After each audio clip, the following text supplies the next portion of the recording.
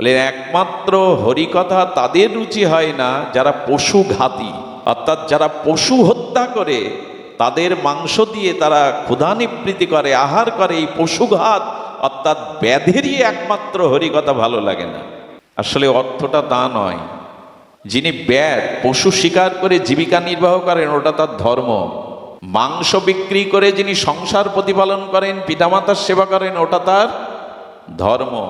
ব্যাধের ধর্ম পশু হত্যা করে, পশুবধ করে সংসার চালানো। ওটাই বনে যারা থাকে, পরম্পরা যারা থাকে, তাকে পশুঘাত বলা হলো। তার হরিকথা ভালো লাগে না, সে তো ধর্ম করছে, স্বধর্ম কর্তব্য করছে। বলে পশুঘাত তারা নয়। এটা ব্যাধের কথা বলা হচ্ছে, কিন্তু তারা ব্যাধ নয়। ব্যাধকে সেই শ্লোকে বলেছে পশুঘাত হলো প্রকৃত তাদেরই হরিকথা ভালো লাগে না। পশুঘাত কারা না? এই জগতে বিবেক পেয়ে, বিচার পেয়ে, হরিনাম পেয়ে, ধাম পেয়ে, তুলসী তত্ত্ব পেয়ে, ভগবানের নাম রূপ লীলা পেয়ে, মহৎ অনুগ্রহ সাধুগুরু বৈষ্ণবের কৃপা পেয়ে, গীতা ভাগবত পেয়ে, গঙ্গা তুলসী পেয়েও, হরিনামামৃত পেয়েও, প্রসাদামৃত পেয়েও যাদের ভগবত কথাতে রুচি হয় না, যারা বিষয় রসে নিমগ্ন, এরাই প্রকৃত পশুঘাতী। পশুঘাত মানে ব্যাধ নয়। যাদের এতে রুচি হয় না তারাই পশুঘাতী। এখন হরিকথাতে রুচি না এলে সমস্ত পূর্ণ কর্মাদি যাগযজ্ঞাদি বৃথা। একথা আমরা পূর্বে বহুবার শুনিয়েছি। কোটি জন্ম পূর্ণ করুন, যাগযজ্ঞ করুন, দান ধ্যান তীর্থযাত্রা করুন, কিন্তু সেগুলি ততদিনই বৃথা, সফলতা হবে না যতদিন সাধু সঙ্গে হরিকথাতে রুচি না হবে। ভগবান কপিল দেব, তার বৈরাগ্যের পূর্ণ সূচনা হয়েছে, তিনি সন্ন্যাস নেবেন, কিন্তু বৃদ্ধা মা সংসারে। মা বলছেন, পুত্র তুমি ভগবান রূপে এসেছো আমার কাছে। কপিল দেব ভগবান, সাংখ্য দর্শনের তিনি জ্ঞাতা, উদ্গাতা, প্রবক্তা। বৃদ্ধ মা বলছেন, না আছে যজ্ঞ করার সামর্থ্য, না আছে তীর্থযাত্রার মতো শারীরিক সক্ষমতা, না আছে জপ তপ ধ্যান, কিছুই পারবো না। ভগবান রূপে যখন পুত্র রূপে স্বয়ং ভগবান তুমি অবতীর্ণ হয়েছে, তখন আমার মুক্তির পথের কথা বলো। আমার কি করে মুক্তি হবে এই জন্ম মৃত্যু জরাব্যাধি থেকে? আমি কি করে গোবিন্দ চরণ পাবো, আমাকে বলো। পুত্ররূপী ভগবান কপিল দেব সেই বিখ্যাত শ্লোক বলেছিলেন, মা তুমি জপ ধ্যান যজ্ঞ তীর্থ পর্যটন তপস্যা করতে পারবে না, কিন্তু তোমার মুক্তি, তোমার ভগবত প্রাপ্তির একটি মাত্র উপায়, যে শ্লোকটি আপনারা প্রায় ঠোঁটস্থ আপনাদের, শতাং প্রসঙ্গ নাম বীর্য মামসং বিদো ভবন্তিরিৎকর্ণ রসায়ন কথা ধৈর্য সনাত দাস্য অপবর্গবৎমানি শ্রদ্ধা রতি ভক্তি ক্রমমিষ্যতি। মা শোনো আমার কথা। এই জগতে মুক্তি ভক্তি, নিজের চির আত্মকল্যাণ করতে গেলে কেবল দুটি জিনিস যা তোমার পক্ষে সম্ভব, সেটা তুমি সাধু সঙ্গে গিয়ে সাধু মুখে ভগবানের প্রসঙ্গ শ্রবণ করো। মা যাগ যজ্ঞ তীর্থ পর্যটন এটি তোমার পক্ষে সম্ভব নয়, কষ্টসাধ্য ক্লেশকর। শতাং প্রসঙ্গ নাম, দেখুন এখানে একটি সিদ্ধান্ত এসছে, স্বয়ং ভগবান এই সিদ্ধান্ত জানাচ্ছেন ভাগবতের মাতাকে, মাতা দেবাহুতিকে। প্রথম শব্দটি এসেছে এই শ্লোকের শতাং। মা যদি প্রেম ভক্তি লাভ করতে চাও তাহলে সাধু সঙ্গ করো। শতাং, আগে সাধুর কথা এসেছে। শতাং প্রসঙ্গ নাম, আগে ভগবত কথার আসেনি। কারণ কাকে সাধু সঙ্গ বলে? এখানে ভগবানের নাম রূপ লীলা কথা, সেটাই সাধু সঙ্গ। বহুজন মিলিত হলে তাকে সাধু সঙ্গ বলে না, বহুজন একত্রিত হলেও তাকে সাধু সঙ্গ বলে না। বললেন যেখানে সাধুগণ মিলিত হয়ে ভগবানের নাম রূপ লীলা কথা গুণমহিমায় ভাসমান হয়ে যান, তাকেই বলে সাধু সঙ্গ। আর কৃষ্ণ ভক্তির জন্মমূল হয় সাধু সঙ্গ। কৃষ্ণ ভক্তির জন্মমূল মানে মূল কারণই হলো সাধু সঙ্গ। এই মাকে বললেন, মা প্রেম ভক্তি ক্রমের দ্বারা তুমি প্রাপ্ত হবে, যাও শতাং প্রসঙ্গ নাম। আমার এই সিদ্ধান্ত, তুমি সাধু সঙ্গে যাও, হরিকথা শ্রবণ করো। দেখুন একটা কথা আপনাদের বলি, কোনো বৃক্ষ শাখা পোশাখা পত্র ফুলে পল্লবে বা আনন্দময় বাতাবরণে বাঁচতে পারে না যদি মূল শিকড় মাটির সাথে যুক্ত না থাকে।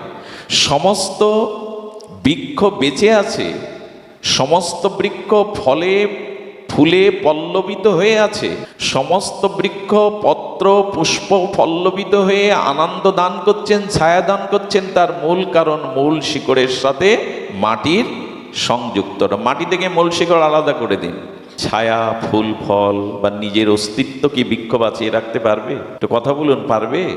সমস্ত বৃক্ষরাজিগুলো বেঁচে আছে, সমস্ত বৃক্ষরাজিগুলো তাদের অস্তিত্ব নিয়ে বেঁচে আছে, তার মূল কারণ হলো মূল মাটির সাথে তার শিকড়ের সংযুক্ততা আছে। এমন শাস্ত্রে বলছেন, যদি সুখ পেতে চাও, আনন্দ পেতে চাও, জীবনকে পরিপূর্ণতা পেতে চাও, তাহলে ভগবত ভজনের সাথে যুক্ত হয়ে যাও। মূল কথাই হলো ভজনের সাথে যুক্ত হয়ে যাও। বৃক্ষের মূল শিকড় মৃত্তিকার সাথে যুক্ত না হলে বৃক্ষ মৃত, বৃক্ষের অস্তিত্ব বিলীন হয়ে যাবে। পত্র পুষ্প ফল শাখা প্রশাখা পত্রর অস্তিত্ব থাকবে না। বৃক্ষ বেঁচে থাকার মূল কারণ হলো তার মূল শিকড়টি মাটির সাথে যুক্ত। তেমনি জীবনে আনন্দ, প্রেম, জীবন সফলতা, আত্মকল্যাণ, এগুলির মূল কারণ কেউ যদি ভজনের সাথে যুক্ত থাকে। আর সেই যুক্তটা কেমন? তেষাং সতত যুক্ত নাম, সর্বদা ভগবানের ভজনের সাথে যিনি, এই জন্য তো মহাপ্রভু বললেন, খাইতে শুইতে উঠিতে বসিতে সর্বদা ভগবানের নাম, ভগবানের চিন্তন, ভগবানের লীলা, এই ভাবনার সাথে যুক্ত থাকো। এটা হয়নি আমাদের জীবনে, অনেকের হয়েছে, আমার তো হয়নি। তাই বলছি এটা দরকার। মূল শিকড়ের সাথে বৃক্ষের যুক্ত থাকতে হবে মাটির সাথে, এটি ছাড়া সম্ভব নয়। দেখবেন 5-6 তলা ছাদের উপরেও বৃক্ষ রাজি আছে, ফলমান বৃক্ষ ফল দিচ্ছে, কারণ মূল কারণ ওইখানে কোনো না কোনো মাটি তত্ত্বের সাথে শিকড় যুক্ত। আজকাল ছাদে বাগান তৈরি করে মানুষ, ফল ফুলের গাছও ফলায়, দেখতেও ভালো লাগে, কিন্তু কেন হলো কোনো না কোনো মাটির সাথে তার শিকড় যুক্ত আছে, এই জন্য সে ফল ফুল ছাদেও দিতে পারছে। এটুকু তো বুঝি, যুক্ত থাকতে হবে। তেমন এটুকু বুঝতে হবে, জীবন আনন্দময় করতে গেলে, সফল করতে গেলে, নিজের আত্মকল্যাণ করতে গেলে আমাদের প্রয়োজন ভজনের সাথে যুক্ত থাকা।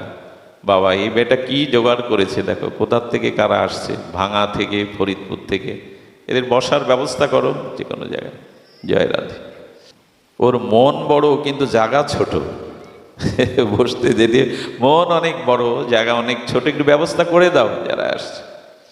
তো পরমাত্মার সাথে যদি যুক্ত না হয় তবে আমাদের জীবন আনন্দময় সার্থকময় হতে পারবে না, আত্মকল্যাণ হওয়া সম্ভব কখনোই নয়।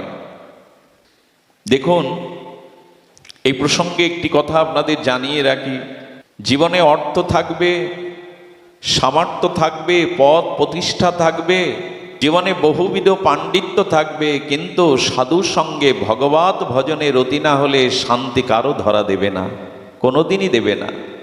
বাহ্যিক সমস্ত আয়োজন যদিও থাকে, ধন বিদ্যা রূপ যৌবন প্রতিবৃত্তি মান সম্মান, এগুলি থাকতেও কখনো জীবন সুখময় আনন্দময় হতে পারে না যদি সৎসঙ্গে ভগবত সঙ্গে ভজনে যদি যুক্ত না হই।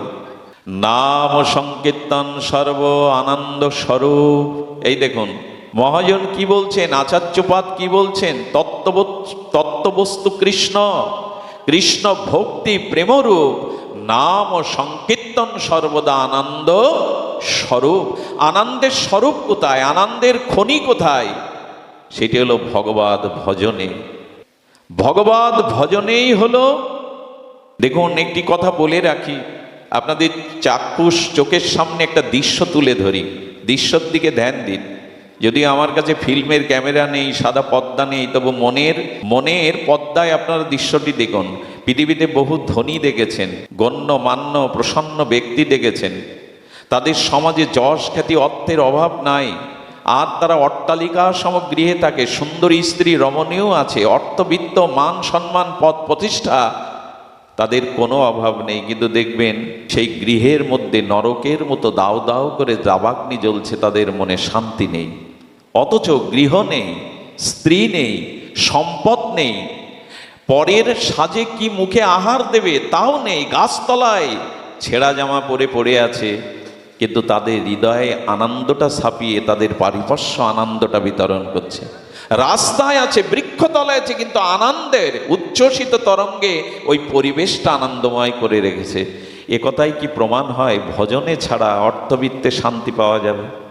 যারা ধামে বসে আছেন আর যারা বৃক্ষতলে বসে ভগবানের ভজন করছেন নিত্য নিরন্তর, তাদের কাছে তো এই সুখের সম্ভার কিছু নেই, কিন্তু তারা পরমানন্দের তাদের আকাশ বাতাসকে, যে স্থানে তারা থাকে সেই পরিবেশকে আনন্দময়।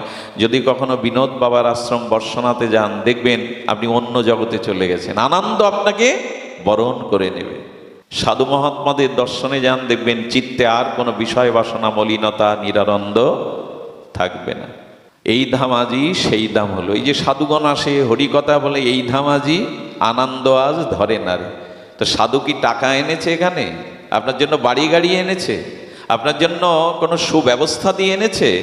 এখানে সাধু কি এনেছে? বলে সাধু এনেছে হৃদয়ের আনন্দ। আনন্দ দিতেই তাদের আশা। আনন্দ আজ ধরে না রে। বৈষ্ণব পদকর্তা কীর্তনের সুর মিলে আজ আনন্দ। তো সাধুরা অর্থ আনলো না, বাড়ি গাড়ি আনলো না, বিষয় সম্পত্তি আনলো না, তো এখানে আনন্দ কেন? বলো সাধুই আজ চিত্তে আনন্দ বিতরণ করতে এসেছে। এই ধাম আজই সেই আনন্দ আজ সাধুগুরুর আগমনে। আনন্দ আর এই পদগুলো পদ না, এ শুধু কবির লেখা কোনো কবিতা না, পয়ার না। আনন্দ আজ ধরে না রে। আজ যেন এখানে চাঁদের মেলা বসেছে, চাঁদের হাট বসেছে। কেন না? এখানে সাধুগণ এসেছেন, তাদের চিত্তে যে ভজন আনন্দ সেটা ছড়িয়ে পড়েছে চারিদিকে। এই জন্য প্রমাণ হয় যে ধন না থাকলেও, সম্পদ না থাকলেও, গাড়ি বাড়ি না থাকলেও, পদ প্রতিষ্ঠা না থাকলেও শান্তি আছে। প্রহ্লাদ মহারাজ অবধূতকে দেখছেন, দত্তাত্রেয় ভগবান অবধূত যিনি 24 গুরু করেছেন, বলে তার হাসি কি? প্রহ্লাদ বলছেন, আমি মহারাজ, আমি রথে চড়ে যাচ্ছি আর এই গাছতলায় ময়লা একখানা কাপড় পরে তার মুখের যে প্রসন্ন হাসি, ও হাসি আমিও কখনো। এখন দেখবেন মানুষ, আমরা প্রাণ খুলে হাসি না, হাসিটাও আমাদের কোথাও নকল। প্রাণ খুলে যে হাসি, শিশু যেমন খিলখিল করে প্রাণ খুলে হাসে, মানুষ এখন সরলতা কমে গেছে, তো মানুষের চিত্তে শান্তি নাই, তো এই জন্য হাসতেও মানুষ কোথায় ভুলে গেছে। তো দত্তাত্রেয় অবধূতের হাসি দেখে প্রহ্লাদ বলছেন, আমি রথে, আপনি মাটিতে, আমি মহারাজের মুকুট পরে আছি প্রহ্লাদ মহারাজ, আর আপনি ধুলাই শায়িত, কিন্তু আপনার বদন হতে হাসির প্রফুল্লতা, উজ্জ্বলতা যেভাবে প্রকাশ হচ্ছে, আমি রাজা হয়েও সেই আনন্দের হাসি হাসতে পারিনি। কারণ কি? কারণ একটি, সেই হৃদয় মাঝে সর্বদা ভগবানের ভাব অনুভূতির তরঙ্গ খেলছে তার হৃদয়ে, সেই তরঙ্গেরই বহিঃপ্রকাশ হাসি। এই জন্য আনন্দ একমাত্র সৎসঙ্গেই আছে, আনন্দ একমাত্রই ভগবৎ ভক্তিতে আছে, আনন্দ একমাত্রই ভগবৎ প্রীতিতে আছে।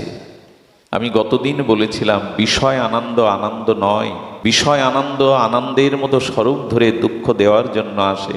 আর এই আনন্দ, এই দুঃখ ঘুচবে না, মৃত্যুর পরেও আমাদের সূক্ষ্ম দেহ দুঃখ পেতে হয়।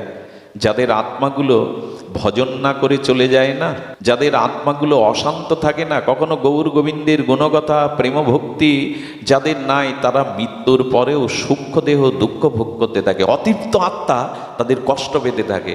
দেখুন, ভজন না করার পরিণাম দেখুন, এই দেহ চলে গেল, প্রপঞ্চে মিশে গেল, কিন্তু যখন সূক্ষ্ম দেহ থাকলো, ওই আত্মা যারা ভজন করেনি, যারা নিজের আত্মকল্যাণ করেনি, সূক্ষ্ম দেহে অতৃপ্ত আত্মা তারা যন্ত্রণায় কাতর হয়ে ঘুরে বেড়ায়। তার মানে মৃত্যুর পরেও শান্তি নেই যদি ভগবৎ ভজন না করি। দেহ তো তিনটে, স্থূল দেহ, সূক্ষ্ম দেহ, কারণ দেহ। তা যতদিন ভজন না হচ্ছে, নিজের আত্মকল্যাণ না হচ্ছে, ততদিন মারা যাওয়ার পরেও ওই সূক্ষ্ম শরীরেও আমাদের যন্ত্রণা পেতে হচ্ছে। এই জন্য ভজন আমাদের একমাত্র উচিত। আচ্ছা দেখুন, গীতাতে ভগবান এই শান্তি প্রাপ্তির একটা অপূর্ব লক্ষণ বলেছেন। দেখুন, শান্তি প্রাপ্তির উপায় 4টি। কটা? শান্তি প্রাপ্তির উপায় একটু ধ্যান দিয়ে শুনতে হবে, যদি অধিক রাত্র হয়ে গেছে তবু মন দিয়ে শুনুন। গীতায় স্বয়ং ভগবান বলছেন, লিখে নাও হৃদয়ে, এই 4টি বাক্য লিখে নাও, উপদেশ নিয়ে যাও। গোবিন্দ স্বয়ং বলছেন, আনন্দ ঘন রসমূর্তি রসব্রহ্ম সচ্চিদানন্দ ভগবান বললেন শান্তির উপায় মাত্র 4টি। আশা করছি ধ্যান দিয়ে শুনবেন এবং এখান থেকেই আপনি সমাধান নিয়ে যাবেন গৃহে। এই চারটির প্রথমটা হচ্ছে বিহায় কামায়া, বিহায় কামায়া, অর্থাৎ হৃদয়ে যতদিন তোমার জাগতিক কামনা আছে ততদিন তুমি শান্তি পেতে, এইখানেই তো আমরা ধরা পড়ে যাব, এইখানেই আমরা পথ খুঁজে পাব না। বিহায় কাময়া, যতদিন তোমার চিত্তে কামনা আছে, আর এই কামনা মানে কাম, কাম মানে শশুক বাসনা, শশুক মানে ভোগের বাসনা, এই জাগতিক শব্দ স্পর্শ রূপরস গন্ধ তীব্র যে ভোগের বাসনা, এই কামনা যতদিন তোমার চিত্তে আছে ততদিন তুমি শান্তি পাবে না। তাই ধীরে ধীরে অনুশীলনের দ্বারা, বিবেকের দ্বারা, বিচারের দ্বারা, সাধু উপদেশের দ্বারা, শাস্ত্রের মর্মার্থ বাণীর দ্বারা ধীরে ধীরে কামনাকে কমিয়ে দাও। কামনাটা জাগতিক কামনা, ভজন কামনা নয়, জাগতিক প্রপঞ্চময় এই শব্দ স্পর্শ রূপরস গন্ধ ভোগ কামনা কমিয়ে নাও। এখানে একটা কথা বলি, যতদিন জাগতিক ভোগ কামনা আছে ততদিন আপনি শান্তি পেতে পারেন না। পূর্বেও বহুবার বলেছি, বিষাক্ত কণ্টক যদি দেহে বিদীর্ণ হয় পুরো শরীরটাই জড়ো জড়ো ব্যথাগ্রস্ত হয়। একটা কাটা ফুললে যদি বিষাক্ত কাটা পুরো শরীরটাই জড়ো জড়ো অবস্থা হয়, তা যার অন্তরে জগতের অসংখ্য কামনার কাটা বিঁধে আছে সে শান্তি পাবে কি করে? শান্তি পেতে পারে না। তাই ধীরে ধীরে এই শাস্ত্র বাক্য কেন, এই সাধুসঙ্গ কেন, সেটি হলো এই দুর্বাসনা, এই দুর্জয় ব্যাধি কাম বা কামনাকে জয় করা। কামনা থাকলে কি হয় দেখুন, তুলসীদাস গোস্বামী রামায়ণে বলছেন, আচ্ছা ভগবানের পিতা হওয়া কি সাধারণ বিষয়? দশরথ, নন্দবাবা, বসুদেবেরা কারা? শুদ্ধ সত্য হৃদয় না হলে ভগবানের পিতামাতা হওয়া যায় না। শুদ্ধ সত্য মানে যাদের চিত্তে এ জগতিক কোনো আবেশ নাই। বিশুদ্ধ সত্যের অধিকারী বাসুদেব, বিশুদ্ধ সত্যের অধিকারী দশরথ। আর দশরথ এত বড় চক্রবর্তী সম্রাট ছিলেন, ধ্যান দিয়ে শোনুন, এত বড় চক্রবর্তী সম্রাট ছিলেন, সুর নৃপতি তার সামনে মাথা নত করে আজ্ঞা প্রার্থনা করতেন। সুর মানে দেবরাজ ইন্দ্র। দশরথের এমন বীরত্ব ছিল চক্রবর্তী সম্রাট যে দেবরাজ ইন্দ্রও তার দুয়ারে এসে অনুমতি প্রার্থনা করত নতজানু হয়ে। আর পৃথিবীর যত রাজেন্দ্রবর্গ ছিল চক্রবর্তী সম্রাট দশরথের সামনে তারা আজ্ঞা নেওয়ার জন্য অবদত মস্তকে হাত জোর করে দাঁড়াতো। এত প্রভাবশালী, যাকে আশ্রয় করে, বিশুদ্ধ সত্য আশ্রয় করে স্বয়ং মর্যাদা পুরুষোত্তম রামচন্দ্র পুত্ররূপে এসেছেন, তিনি সাধারণ। ধ্যান দিয়ে শুনতে বলছি, একটি কণাও যেন আপনাদের কর্ণ দিয়ে বাইরে না পড়ে। এত অদ্ভুত কথা তুলসীদাস বলছেন। কিন্তু সেই সুর নৃপতি যার সামনে আজ্ঞা মানত, চক্রবর্তী সম্রাট ভগবানের যিনি পিতা, তিনিও কৈকেয়ীর প্রতি অধিক আসক্ত প্রবণ ছিলেন। কৈকেয়ীর মেধা রূপ এত ছিল যে উনি ওনার প্রতি বেশি আসক্ত ছিলেন। এই জন্য যখন কোপ ঘরে যেতেন, কোপ মানে কৈকেয়ীর মাঝে মাঝে ক্রোধ হতো, আর ক্রোধ হলে মানুষ দেখবেন একটা জায়গায় গিয়ে ঘরে দৌড় দিয়ে দেয়। তো ওই আমার মনে হয় এখনকার দিনে একটু ক্রোধের আলাদা ঘর তৈরি করা দরকার, বেডরুম অমুক রুম কি বলে প্রেমানন্দ, ক্রোধের একটা ঘর দরকার, যে ওই যার ক্রোধ হবে না ভেঙে চুরে হাত পা লাফালাফি না করে ওই ঘরে গিয়ে বসো। ক্রোধ ঘর, লাশ কাটা ঘর আছে, এই ঘর সে ঘর, ক্রোধ ঘর। তো কোপ ঘরে কৈকেয়ী চলে গিয়ে দরজা বন্ধ করে আর মুখ বন্ধ করত।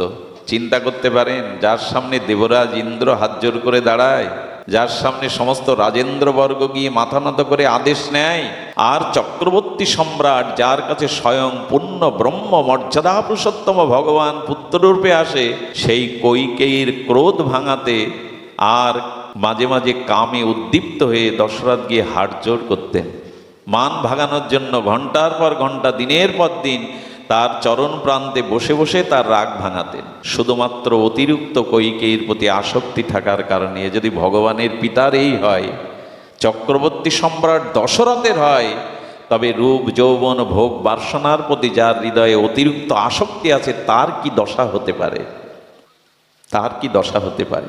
কামনা বাড়ান, কামনা জাগান, তবে সেই কামনাটা যেন ভক্তির হয়, ভজনের হয়। এই জগতের কোনো কামনা বাসনার দিকে যেই দৃষ্টি যাবে, আপনাদের মনে পড়ে তো কামনা মানুষকে কোথায় নিয়ে যায়? দেখুন, এক সমর্থ গুরুদেব, আর তিনি সর্বসমর্থ গুরুদেব। তার অপ্রকটের সময় তার প্রিয় শিষ্য বলছে শেষ উপদেশ দিয়ে যান যাতে জীবনে পড়ে না যায়, স্খলিত না হয়। অপ্রকটের আগে গুরুদেব বলে দিলেন বিড়াল পুষবে না। পাশের লোক সব হাসাহাসি করছে, এটা উপদেশ হতে পারে? কখনো বিড়াল পুষবে না। সবাই হাসি ঠাট্টা করছে, এমন একজন মহামানব মৃত্যুর সময় শেষ উপদেশ এই দিয়ে গেল শিষ্যকে, বিড়াল পুষবে না। আচ্ছা, ওনার প্রিয় শিষ্যের কাছে ইনি জিজ্ঞাসা করছেন, গুরু মহারাজ আমাকে এটা কেন বললো? আপনারা তো তার প্রিয় অন্তরঙ্গ পার্ষদ, আপনারা কৃপা করে বলুন। বলেন, তোমার গুরুদেব জীবনে প্রত্যক্ষ করেছিলেন এই ঘটনা, তাই তোমাকে উপদেশ দিয়ে গেল। আপনারাও শুনুন, শুনেছেন বহুবার, তবু নিত্য নূতন নবরসায়ন হবে। এক সাধু না গ্রাম থেকে অনতি দূরে একটা বনের মাঝে কিছুটা কানন বা বাগানের মধ্যে বসে ভজন করতেন। ছোট্ট একটা কুঠি তৈরি করে ওখানে দিনরাত ভজন করতেন, কোলাহল থেকে মুক্ত নির্মল সেই বাগানে। এখন তার শ্রীমুখে হরিনাম হরিকথা শুনতে গ্রামের লোকজনও কিছু কিছু সেখানে উপস্থিত হতো। এখন হঠাৎ করে ওনার একটাই কাপড়, কাপড়গুলো ইঁদুর এসে বনের মধ্যে তো, আর গেছো ইঁদুর এসে ওনার কাপড়গুলো। আচ্ছা, সাধু প্রতিদিন কি করে কাপড় জোগাড় করবেন? আর ছেঁড়া কাপড় বা পরবেন কি করে? পাঠের পরে একদিন গ্রামবাসীদের বলছেন, আচ্ছা আমি কি করি বলো তো, এখানে ইঁদুরের সমস্যা, কাপড় কেটে দিয়ে যায়, প্রতিদিন সাধু মানুষ, আমি কাপড় পাবো কোথায়? আমি একটা অনুরোধ করি, জীবন যদি কোনো সমাধান চান তো বিষয়ী লোকের কাছে পরামর্শ নেবেন না, সাধু সন্তের কাছে পরামর্শ নেবেন। তারাই আপনাকে দিক নির্দেশনাটা যথার্থ দিতে পারে। ওরা বলছে এটা সিম্পল বিষয়, সিম্পল বলা আবার ইংরেজি হয়ে গেল, মূর্খেত্ব বলে এটা সাধারণ বিষয়, আপনার জানা নেই। আরে এটা বিড়াল পুষুন, আরে এটা বিড়াল পুষুন, আমরা গ্রাম থেকে একটা বিড়াল এনে দিচ্ছি, বিড়াল পুষলেই মিটে গেল, আর আপনার ইঁদুরের চিন্তা ওই সব সমাধান। বললে তাও তো যুক্তি আছে ভালো, আমি তো আর ইঁদুর দৌড়ে মারতে পারবো না। বিড়াল আনা হলো, বিড়াল ইঁদুর মারে বটে, কিন্তু বিড়ালকে তো খেতে দিতে হয়, ওর জন্য আবার ওর ঘরে তো আর মাছ নেই, সাধুর ঘরে আমিষ নেই, এই গ্রামে দুধ আনতে যায়, এই বাড়ি ওই বাড়ি, বিড়ালের জন্য একটু দুধ দাও, কিছু দাও। একদিন বিষয়ী লোকরাই বললো, মহারাজ ভজন ছেড়ে এভাবে দুধ পাড়ায় পাড়ায় প্রতিদিন দেবেন, একটা কাজ করুন, আমরা একটা গাভী দিচ্ছি, গাভীটা পুষুন। এই গাভীতে কি হবে, দুধও পাবেন, আর আপনার নগরে নগরেও প্রতিদিন যাওয়া লাগবে না, আর এমনি করে সমস্যার সমাধানও, বিড়ালও থাকবে, ইঁদুরও মারবে, গাভীটাও তো। হ্যাঁ ঠিকই বলেছে। আচ্ছা, গাভী পুষলে তো তার থাকার জায়গা, খড়কুটো তার দিতেই হবে। এই আর ভজন সাধন চুলোই উঠল। কার কাছে আর চাইবো, তো সামনের জমিটা একটু চাষ করি, ধান লাগাইতে খড়ও পাবো, ধানও পাবো, চাষি শুরু হয়ে গেল, ঘর বাঁধা শুরু হয়ে গেল, গরুর ঘরও বাঁধা শুরু হয়ে গেল। আচ্ছা, গরু পুষতে গেলে ভজন হবে তো? হবে কি? যারা পোষে তারা জানে। গরু পুষতে গেলে বলছেন তোমরা ব্যবস্থা করেছো ভালো, কিন্তু দেখবে কে? আমি একা মানুষ, গরুর পিছনে কত সময় দেবো? বাবা তাহলে আর একটা অনুরোধ রাখুন, আমাদের গ্রামে না একটা বিধবা মহিলা আছে, অল্প বয়সে বিধবা হয়েছে, ও একটু আপনার গাভী সেবা করুক, একটু সাধু সেবা করতে পারবে, ও সেবা করতে পারবে, আপনি সমাধান, ও আপনার একটু গাভী দেখতে পারবে, দুধটা দহন করে দিতে পারবে, একটু ফুটিয়ে দেবে, বলে এও যুক্তি খারাপ না। 1 বছরের মাথায় বিধবা নেই, শীতেতে সিঁদুর উঠলো, 2টো ছেলে মেয়ে হয়ে গেল, বিবাহ করে বসলো, ঘরের চালে উঠে এবার সংসার করো। গুরু মহারাজ এটা দেখেছিলেন, তাই তোমাকে বলে গেল, বিড়াল কখনো কামনার দশা হলো এই সংসারে, একটা কামনায় যদি আপনার মন চলে যায়, ওর পেছনে আর 20টা পরিপূরণে এসে যাবে। কেন বলছেন যে দেখো, বিহায় কামায়া, গোবিন্দের এক একটা কথা, গীতার এমন এক একটা বাণী, কামনার পেছনে যদি ছুটতে যাও জীবন বরবাদ হয়ে যাবে। দেখুন, এক জঙ্গলে তপস্বীর কাছে এক রাজা রাজা যার দর্শনে যায়, সে সাধারণ তপস্বী না। তো রাজা গেছেন, গিয়ে বললেন, আপনার মতো নিষ্কিঞ্চন সর্বত্যাগী সাধুকে আমি একটু আহ্বান জানাচ্ছিলাম, আমার রাজপুরীতে একদিনের জন্য এসে যদি একটু সেবা স্বীকার করতেন, কিছুটা পায়ের ধুলো দিতেন। বললেন, না রাজা, রাজদর্শনও আমার জন্য নয়, আর রাজপুরীতে তো আমার যাওয়া সম্ভব নয়, আমাকে আমার মতো থাকতে দাও। রাজা তিনি সহৃদয়, রাজার হৃদয়েও সাধুর প্রতি প্রীতি ছিল, নাহলে রাজা হয়ে রাজদর্শনে যাবে কেন? কিন্তু এই কথাটা তার ভিতরে একটু অপমান জাগালো। সাধু একদিনের জন্য তো আসতে পারত, আমি রাজা, আমি তাকে আহ্বান করলাম, এতে তার কি ক্ষতি হবে? তার ভিতরে কিন্তু একটা জেদ চেপে গেল। ওই এলাকার ওই তল্লাটের সর্বশ্রেষ্ঠ যুবতী সুন্দরী পতিতাকে আহ্বান করলো, আমি তোমাকে সময় দিচ্ছি যতদিন লাগে, কিন্তু ওই সাধুকে আমার গৃহে তোমাকেই আনতে হবে। আমি তোমার জাগতিক শত আকাঙ্ক্ষা পূর্ণ করব, আমি ওয়াদা করলাম। যুবতী ছিল, বুদ্ধিমতীও ছিল এই পতিতা। উনি এসে 10 দিন ধরে দূর থেকে আড়ালে দেখতে লাগলেন ওনার কর্মজীবন, কখন কি করেন, ভোরে উঠে কি করেন, কখন কি করেন। এবং সেই সাধু এমন সাধনের স্তরে চলে গিয়েছিল, উনি বায়ু ভক্ষণ করে ভজন করতেন, আহার করতেন না। যদি বলেন কথাটা মিথ্যা, মিথ্যা নয়। আচ্ছা, এই সাপগুলো, ব্যাঙগুলো 6 মাস মাটির তলে থাকে, এরা খায় কি? এই যে ব্যাঙগুলো না মাটির স্তরে তলে থাকে, বর্ষার সময় বৃষ্টি স্নাত হলে ওরা 6 মাস মাটির নিচে আহার বিন বাঁচে কি করে? সাপগুলো বাঁচে কি করে? সাপগুলো শীতকালে বেরোয় না, আহার সঙ্গে বেরোয় না। আমাদের ভারতীয় ঋষিরা বলেছেন ওরা একটা মুদ্রা জানে, যোগ মুদ্রা। সেই মুদ্রার নাম খেসুরি মুদ্রা। কি নাম বলা হলো? খেসুরি মুদ্রা। মানে আমাদের জিহ্বার আলায়, মানে জিহ্বার অগ্রে একটা ছিদ্র আছে, রস আমাদের জিহ্বায় কিন্তু বিন্দু বিন্দু শুষ্ক ক্ষুদ্র ছিদ্র পদ আছে, ওই রসগুলো ওখান থেকে বহির্গমন হয়। কোনো ছিদ্র সূক্ষ্ম না থাকলে টক ঝাল মিষ্টি রসের অনুভূতিগুলো আর সূক্ষ্ম সূক্ষ্ম সেগুলো আপনি দেখতে পাবেন না। তো জিহ্বার অগ্রে একটা ছিদ্র আছে, যিনি ওই জিহ্বার অগ্রে ছিদ্রটা নাসিকার মধ্যে প্রবেশ করাতে পারেন, এর নাম খেসুরি মুদ্রা। আপনি পারবেন না, ওই ছিদ্রের ভিতরে নাসিকার অগ্রভাগটা প্রবেশ করে। এই খেসুরি মুদ্রা যদি থাকে কারো, 6 মাস কেন 2 বছর না খেয়ে বাঁচতে পারবেন আপনি। ব্যাঙগুলো এইভাবে বেঁচে থাকে, খেসুরি মুদ্রা। ভারতীয় যোগ দর্শন জানিয়েছেন সাপগুলো এইভাবে মাটির নিচে না খেয়ে 6 মাস ভেগগুলো পড়ে থাকে। তো উনি বায়ু ভক্ষণ করেন। উনি দেখলেন কখন উনি বায়ু ভক্ষণ করেন, কখন জপ ধ্যান করেন। 10 দিন পর্যবেক্ষণের পরে উনি যে যখন বায়ু ভক্ষণ করেন, বায়ুতে চন্দনের সুগন্ধ মিশিয়ে দিলেন, চন্দন ঘষে বায়ুতে ওই পরিমণ্ডলটা চন্দন গন্ধ দিয়ে দিলেন।